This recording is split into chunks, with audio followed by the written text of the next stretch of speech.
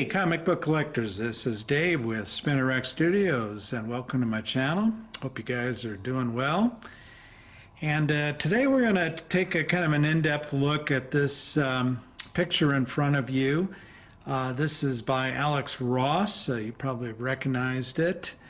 And the title of the picture is Tribute Batman 70s Villains. And this is a limited edition fine art Giclee on canvas print, and it's pretty good size print. It's leaning up against an easy chair right now, and it was limited to 25 pieces, and this is number 4 in 25.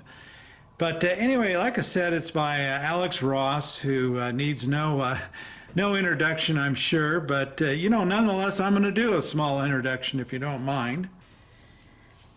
I think for most, including myself, Alex Ross burst upon the scenes in around 1994 when, coupled with writer Kurt Busiek, I think that's how you pronounce his last name, did Marvels, the limited edition book where kind of went through the ages and different storylines of famous Marvel characters, and I think for a lot of people introduced us to Alex Ross's style of painted covers along with interior pages that were painted. And painted covers were nothing new back then, although for me they kind of were.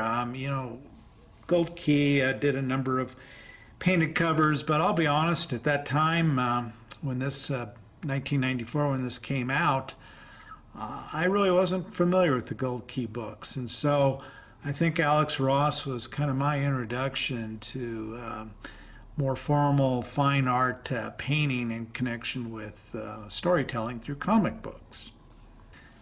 Now, while Marvels, for many of us, may be known as Alex's first work that we became aware of, it actually is not his first work. And instead, this book you see in front of you, Terminator: The Burning Earth, a limited series of 5 issues from around 1990, was Alex's first work. And it's interesting, the book, if you take a look at it, he did the cover here,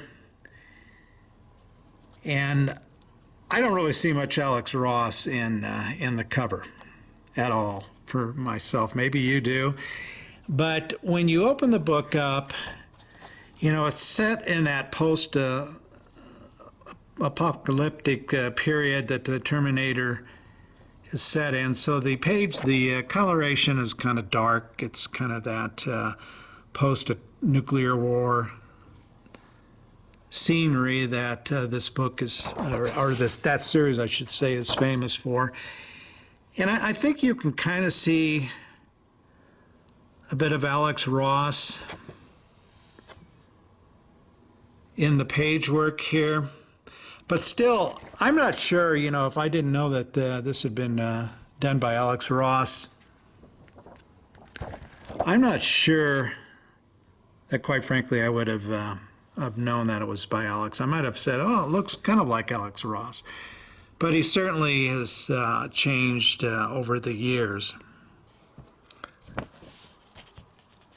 All right, another interesting thing about this Terminator comic book is, if you look, let's see, let me get it there. Hopefully it'll, I don't know, maybe there it is, I think.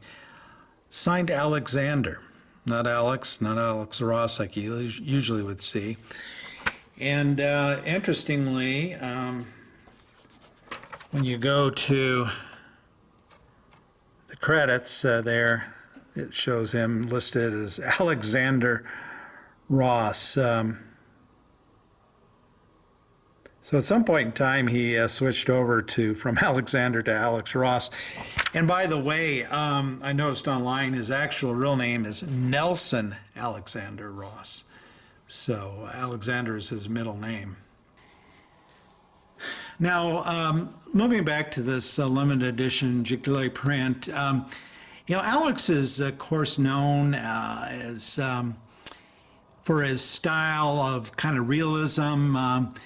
Somebody I think I saw online, you know, is referred to as the Norman Rockwell meets George Perez, and I think that's a pretty accurate description because he definitely does have a Norman Rockwell look to it. And you know, one other thing about his fine art and these larger pieces like this is, typically speaking, subject matter of the art is kind of more formal. You know, a lot of times he'll draw the heroes and they're kind of in a very serious museum style pose.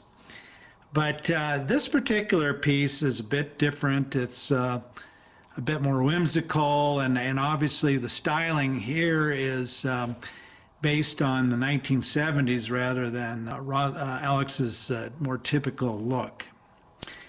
Now, the fun thing about this piece, I think, and one of the reasons I got it, was it's got a lot of different villains than what you ordinarily see. You know, obviously it does not, if you look at it, it does not have some of the very well-known villains, such as Harley Quinn, and she didn't exist back in the 70s. You know, it doesn't have Poison Ivy, it doesn't have Scarecrow, it doesn't have Two-Face, or some of those Penguin, some of those better-known villains. And that's kind of, I think, what makes it really neat is that it's got a lot of lesser-known people. Obviously, you're going to see it has some of the very well-known villains, including the Joker there.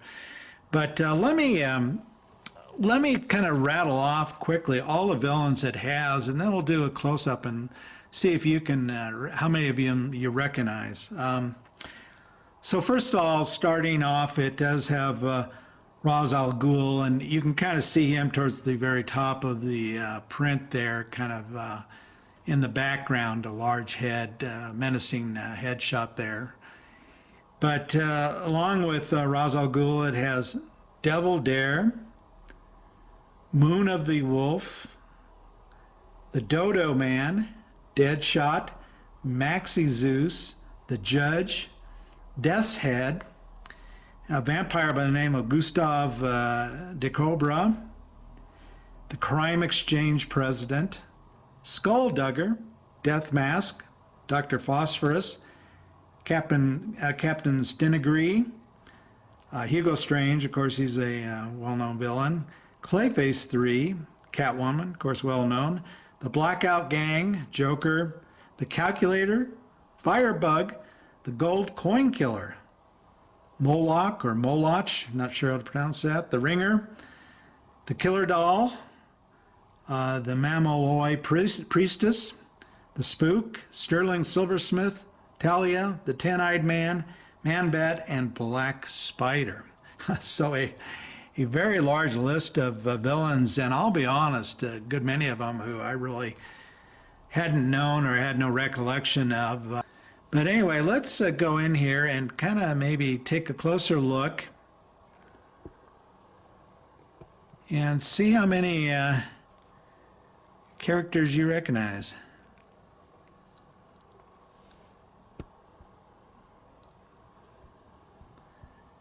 That glowing skeleton guy, that's Dr. Phosphorus.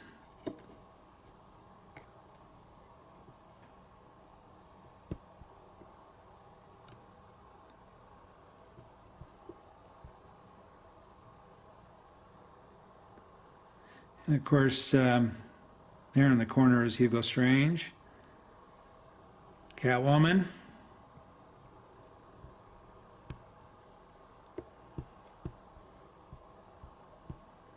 and obviously the Joker, and I'm sure you all recognize Man-Bat there.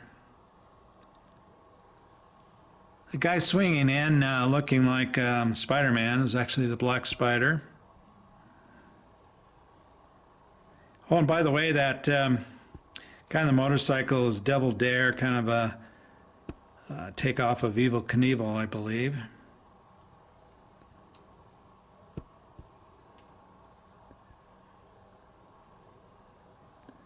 But anyway,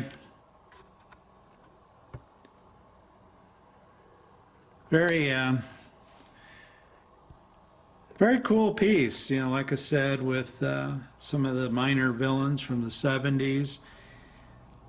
Different look that generally Alex Ross has from his more serious, stoic poses that often he has the heroes in.